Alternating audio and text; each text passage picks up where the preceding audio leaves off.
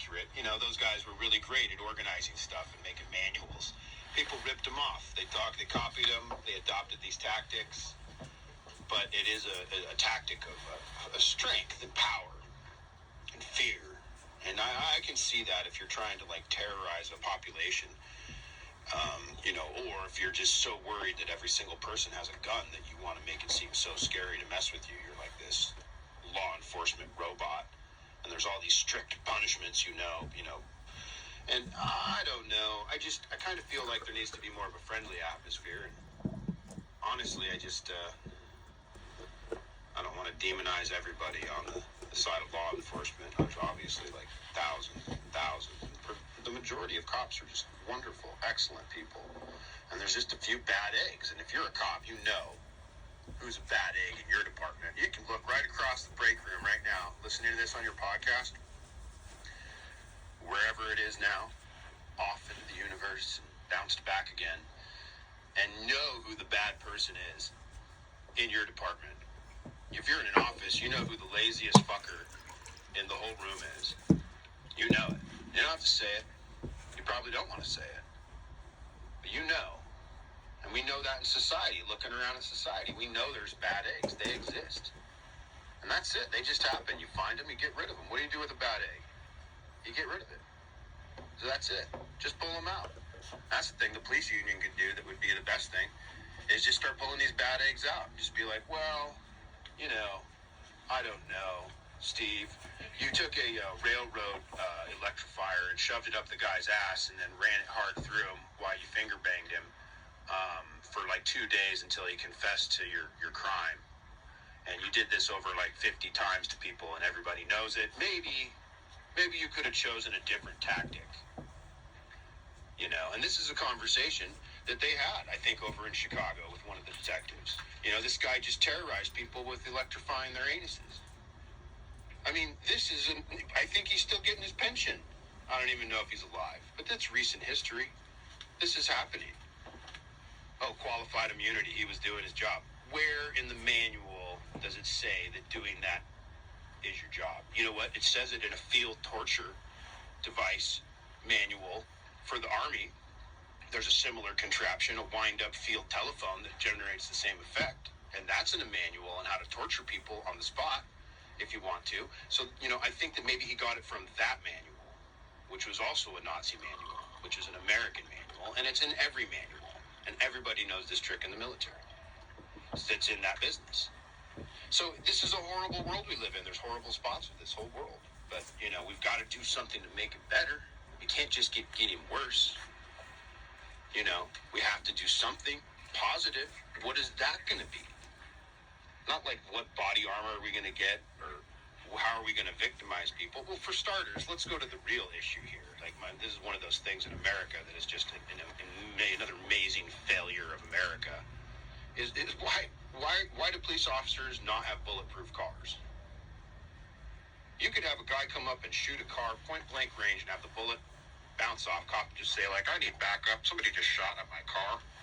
And they could come hit him with a foam gun or a net and take him away. Or he could just run him over with the car. Is there a reason we're still sending people out in, like, Ford Explorers that you can get into with a ball-peen hammer? Is there a reason why we're putting thousands of rounds of ammunition, assault rifles, all this sensitive police stuff in, so every time they go up the steps to do, like, an interview with somebody, that, you know, their stuff is out there? I mean, if you knew the numbers of police vehicles that get burglarized and the weapons stolen and the kits stolen and the computers stolen, and it's just off the hook. You know, why is this happening? I don't know. Maybe it's coordinated by organized crime. You know, organized crime, that thing that exists in every country.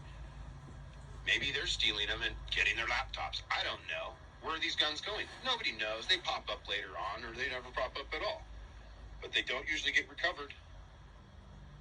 Why are these cars that we're sending out? Why is it a production car? We can't make a standard police car for everybody that protects the officer. Well, that would sure eliminate a lot of, like, safety concerns. And not to mention, most cops get killed on the road in their car anyways, or hit on the side of the road. So having a car like that can really take a wallop, chances are you're going to save that cop's life. You know? But for some reason, we can't spare $1 billion for that. What's the excuse there, Congress, Senate? I mean, you've had 30 years to do this. That's what I would call thinking about cop safety. Defuse the situation. Not to mention stop traffic pullovers. That'd be the next thing I'd say. Automatic tickets. You drive under an overpass, your tabs are expired, you're getting a ticket that day. It's going in the mail. $50. No pullover required. You don't have to have Johnny Law sniffing around your car looking for a reason to violate you. But I tell you what, if you're getting a $50 a day ticket driving to work, that is a very big motivator to clear up your paperwork and go in there and deal with it. And if you had to choose between doing that for 2 or 3 days while your deadbeat boss, decided to find his checkbook or whatever, you got to float it and get a ticket for 2 or 3 days. Hey, you have that option too. You don't have to go to court. You're just getting fined.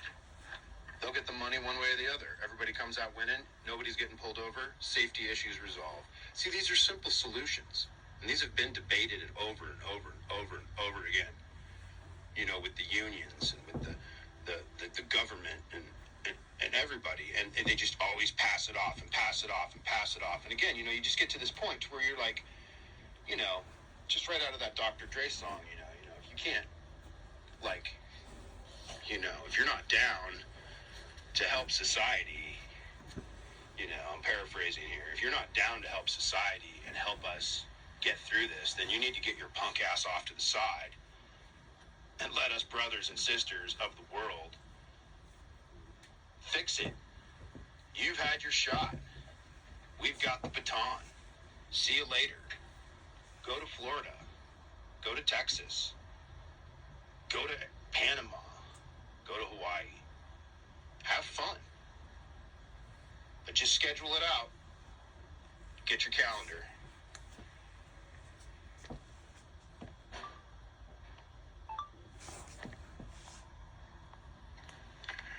For that matter, one of the reasons I left public service, I loved it. I loved working in the EMS sector. And there was a big dispute at the time on responding to incidents with lights and sirens. And for you that don't really know a lot about lights and sirens, there's, code red. And then there's code yellow, which is like, hey, I'm going to turn my lights on, but I'm not going to hit the siren or hit the horn too much. I'm just going to cruise along and get there. And it's proven almost all the time. You get there much safer code yellow if you just go. Sure, you can have the siren and the horn and you can bleep them and stuff, but to just have this thing go, and you actually end up causing more accidents. You cause more incidents. People get scared. People that are new to driving don't know what to do. And that's like a really big problem. But try to sit in a meeting of firefighters and paramedics and take away their sirens. This is like trying to take away the only toy in the room with all the kids. And all they do is take this toy and run around with it and make noise and scream and yell about how great it is to honk the horn. You take that away and it's like a big motivator. And I'll tell you the truth. When I signed on, they asked me my motivator to join the services, and I said, lights and sirens, baby. That was my answer. As dumb as it seems, to say now as an 18-year-old taking a firefighter entrance test to say that, it really was my big motivator. I wanted some action. I wanted to get out there. They just developed paramedics that had body armor in LA, and they had firefighters that were more specially trained for boats and going in and doing specialty chemical responses, and that's great. That's the stuff that's exciting. Sure, I get it. But the fact is, if you go code red, the chances of causing an accident are about 1 to 2%. Some kind of accident.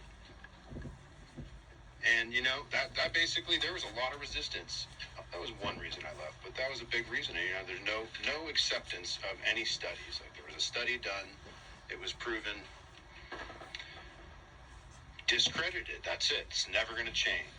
And I say we gotta roll with the flow sometimes. So if we take a look at just basic strategies to use technology to just help us make it easier for us. It's not the government controlling you. What do you want? Do you want to get pulled over by a cop? Every single time you have mud on your windshield, or You want to get you're speeding, say a speeding ticket. If you're speeding, maybe 20 over, it gives you automatically a ticket for like $50 or $80. Do you want to get that? Or do you want to have a cop pull you over and chase you down? So even if you are a lawbreaker, which one do you want? So it's a pretty easy decision to make. More fines. They just automatically get generated. These big court fines, these prison sentences, they're unrealistic. They're not sustainable. It's destroying society on both sides. From the people that are trying to save it, like the cops and the firefighters and the paramedics, and then the people that are trying to destroy it, like the organized crime and the criminals, that believe in destruction. Not all organized crime believes in destruction. Why would they? That would affect business. But like the random looters and arsonists and rioters and all these people, and you know who you are out there.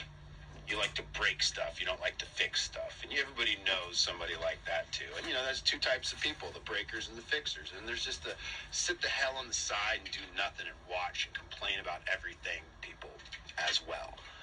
All right. So the thing is, we want to come up with solutions. A lot of questions here, a lot of emails. I'm just answering a few of them here. And let's take a look at this next email.